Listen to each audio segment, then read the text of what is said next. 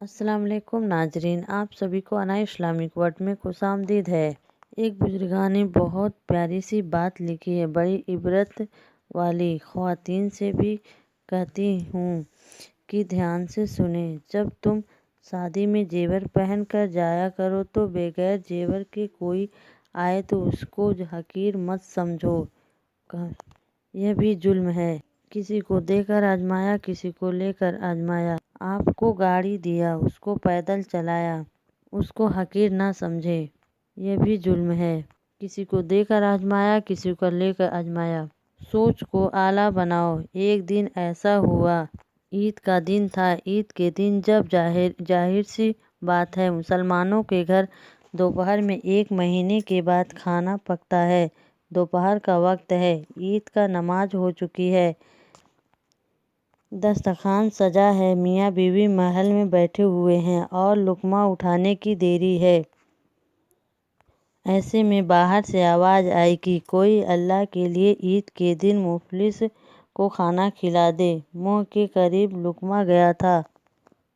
سیٹھ صاحب غصے میں آ گئے۔ کون گستاخ اور بدبخت ہے، چلے آتے ہیں عید کے دن بھیک مانگنے کے لیے۔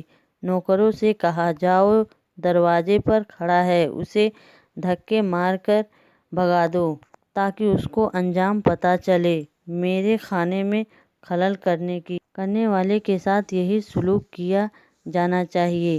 نوکر تو تھے، نوکر تو نوکر ہی ہوتے ہیں، نوکروں سے زیادہ چاپلوسی کون کرتا ہے۔ گئے، اس کو دھکے دیے، کمزور تھا بیچارہ، گر پڑا اور گر پڑنے کے بعد ایک جملہ کہا، دیکھا تو نے اس ظلم کے داستان کو، دیکھا تو نے، اگر میں محروم نہ ہوتا تو اس کے دروازے پر کیوں آتا۔ اور پھر اس کے زبان سے جملہ نکلا، تجھ سے انصاف چاہتا ہوں۔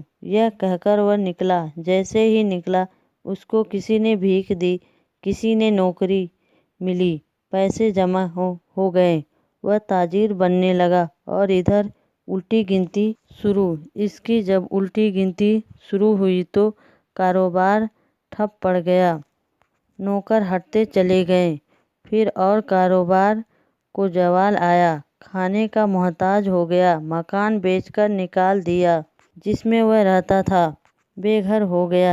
جب بے گھر ہو گیا تو اس وقت اس کی بیوی کے میکے کے لوگ آئے، کہنے لگے، ہماری اتنی خوبصورت جوان بیٹی کو تم لے کر رہو گے کہاں؟ درختوں کے نیچے، پہاڑوں کے اندر۔ ہماری بیٹی کی آبرو کے ہر وقت حملہ ہے، ہر وقت خطرہ ہے۔ ایک کام کرو، ہم نے تمہارا مال، تمہارا عزت، کاروبار دیکھ کر بیٹی دی تھی، اب تمہارے پاس نہ مال رہا، نہ کاروبار رہا، نہ مکان رہا، نہ دکان رہا، نہ کچھ رہا۔ ہماری بیٹی کو طلاق دے دو۔ چند دن ہی میں اس کی بیوی کی طلاق ہو گئی۔ طلاق کے بعد اب وہ لوگوں کے پاس جاتا نوکری کے لیے، لوگ اسے نوکری بھی نہیں دیتے، مزدوری کے لیے جاتا، مزدوری نہیں دیتے۔ جب تنگ آ گیا، سب لٹ گیا، اب وہ بھیک مانگنے لگا۔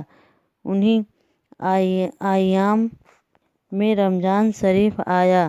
اسی رمضان شریف میں عید کا صبح کا آغاز ہوا اور عید کا نماز پڑھ کے جب لوگ اپنے گھروں کی طرف جانے لگے، اسی محل میں پچھلے سال اس سیٹھ صاحب کا تھا، اسی محل میں اب کوئی میاں بیوی اور تھے۔ دسترخوان لگا، کھانے کے لیے کھانا رکھا گیا۔ جب کھانا رکھا گیا، خوبصورت شوہر نے جب پہلا لقمہ منہ کی طرف آگے بڑھایا، بیوی اس کے چہرے کی طرف نظریں گاڑ رہی تھی۔ ایسے میں کوئی آواز لگایا جیسے کہ کوئی ریکارڈنگ دہرائی جا رہی تھی، حالانکہ اس دور میں کوئی ریکارڈنگ کا کوئی تصور نہیں تھا۔ کہنے والے کہتے ہیں، تاریخ اپنے آپ کو دہراتی ہے، کسی کی صدا آئی، کسی غریب کی صدا آئی، عید کے دن اللہ کے لیے فقیر کو کھانا کھلا دے۔ اس شخص نے لقمہ برتن میں رکھا، نوکر کو کہا، ہم بعد میں کھائیں گے۔ یہ کھانا اٹھا کر اس کو کھلاؤ۔ اور نوکروں سے کہتا ہے، سنو، کہتے ہیں جس کے ہاتھ سے صدقہ دیا جاتا ہے اس کی بلائیں ٹلتی ہیں۔ یہ کھانا تم نہیں دو گے، اپنے ہاتھ سے اس فقیر کو میری نئی نویلی بیوی جائے گی اور یہ اس کو کھانا دے گی۔ وہ عورت نے، اس لڑکی نے جیسے ہی کھانا اٹھایا اور فقیر کی طرف چلی، فقیر پر نظر پڑی، چیخ مار کر بے ہوش ہو کر زمین پر گر پڑی۔ ہاتھ کھانا چلا گیا، زمین پر گر گیا، فقیر بھاگ گیا، وہ ملکہ گر پڑی۔ جیسے ہی اس کو اٹھایا گیا، پانی کا چھینٹے دیے گئے۔ بڑی سادگی کے ساتھ اس کے شوہر نے اپنی نئی نویلی دلہن سے پوچھا، فقیر کے چہرے میں کیا دیکھا تم؟ چیخ مار کر بے ہوش ہو کر گر پڑی تو اس نے پورا قصہ بتایا۔ پچھلے ہی سال کی بات ہے کہ یہ شخص میرا شوہر تھا جو آج بھیک مانگنے آیا تھا۔ یہ میرا شوہر تھا، یہ میرے ساتھ بیٹھ کر اسی محل میں کھانا کھا رہا تھا۔ کسی فقیر کی صدا آئی، دھکے مار کر پٹوا کر اس کو نکال دیا۔ وہ جاتے جاتے اتنا کہہ گیا، اللہ، اگر تو نے مجھے محروم نہ کیا ہوتا تو میں اس کے پاس بھیک مانگنے کیا آتا۔ آج میں تجھ سے انصاف چاہتا ہوں۔ یہ کہہ کر چلا گیا۔ اس کے بعد اس کی الٹی گنتی شروع ہو گئی۔ پھر اس کا محل بکا، کاروبار تباہ ہو گیا، حتیٰ کہ میں اس کی بیوی تھی، میں نے اس سے طلاق لے لیا۔ یہ سب سن کر بہت سنجیدگی سے اس شخص نے اپنی نئی نویلی بیوی کی آنکھوں میں آنکھیں ڈال کر کہا، اللہ کی قسم، اگر تیرا شوہر تھا پچھلے سال تو تیری چوکھٹ پہ جو شخص بھیک مانگنے آیا تھا وہ کوئی اور نہیں، میں ہی تھا، وہ فقیر ہی تھا۔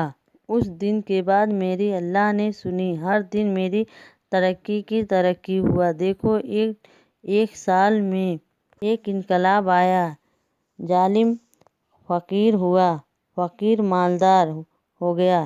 اس لیے مال ملے، عزت ملے، علم ملے، کچھ ملے، جو نعمت ملے، اللہ کی جو نعمت ملے، اللہ کے مخلوق پہ ظلم مت کرنا۔ میرے نبی فرمایا، الخلق عیاد اللہ، مخلوق اللہ کا کنبہ ہے۔ پھر ایک مکان پر فرمایا، ارحموا من فی الارض وارحموا من فی السماء، زمین والوں پر تم رحم کرو، آسمانوں کا مالک تم پہ رحم کرے گا۔ آباد رہنا ہے تو کبھی ظلم نہیں کرنا، اپنی زندگی میں کبھی مکھی اور بیزو کو گالی دے کر ان پہ بھی ظلم نہ کرنا، اللہ کو ظلم نہیں پسند ہے۔ میں اپنے بزرگوں سے سنی ہوں، کسی بھی بندے کو کتنا بھی وہ پاپی ہو، کتنا بھی گنہگار ہو، کبھی اس کی الٹی گنتی شروع نہیں ہوتی اس وقت تک جب تک وہ کسی کا دل نہیں دکھاتا۔